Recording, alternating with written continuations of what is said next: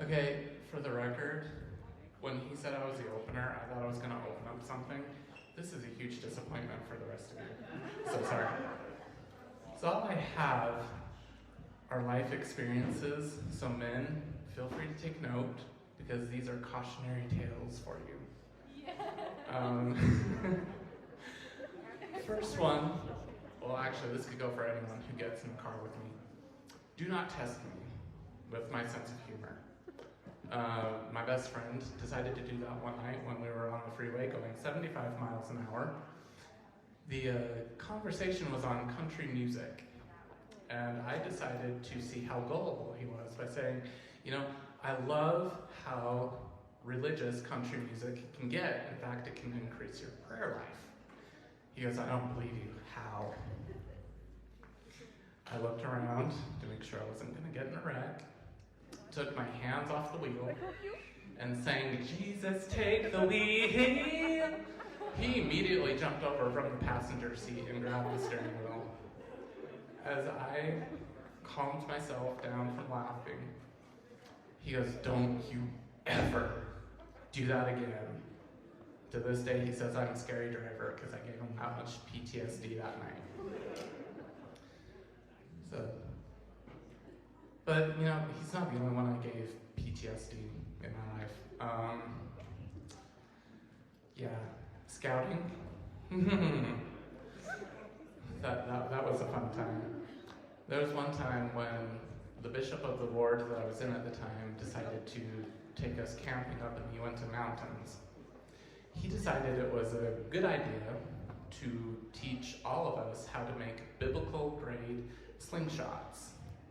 And if you don't know where those come from, I suggest you just look at David and Goliath, because yeah, you'll have a good picture of where this is going.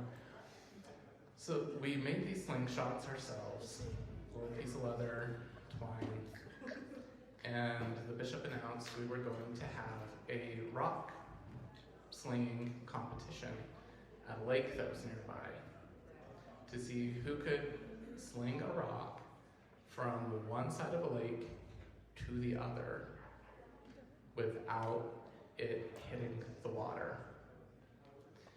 Now, I am a very competitive person, so I took all the chance I could to get some practice in. And because I hate fishing,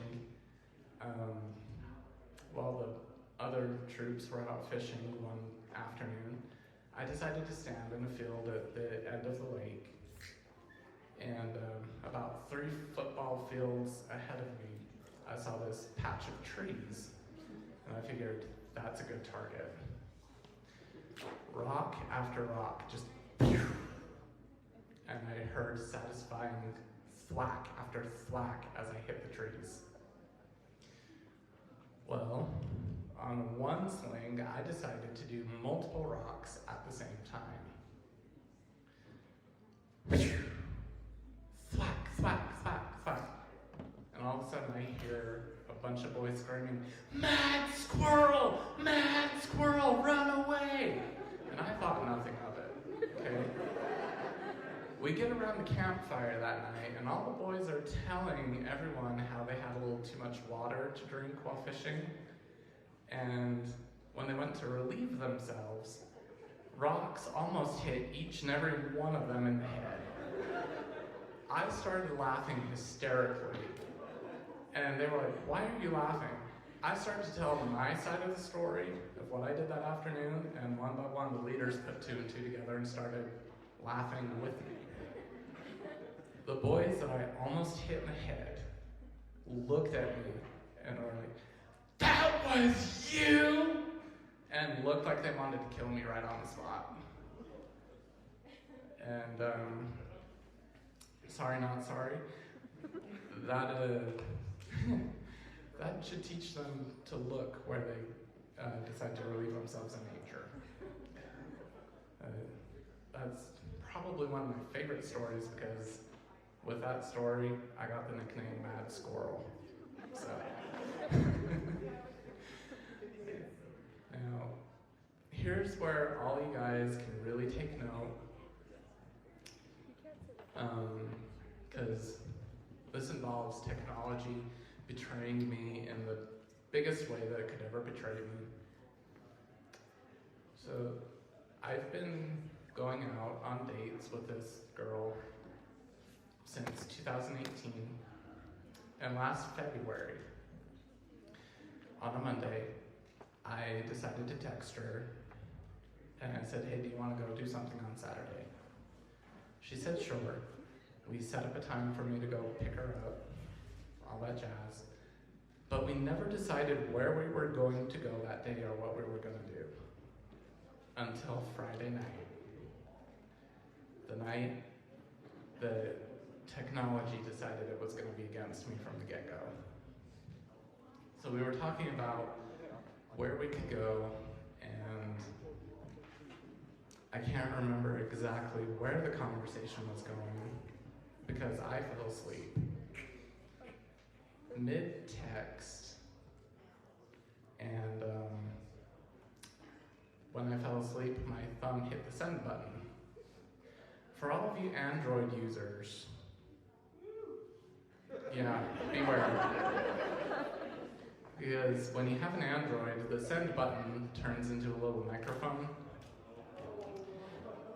And the microphone will allow you to record an audio recording and send it to the person.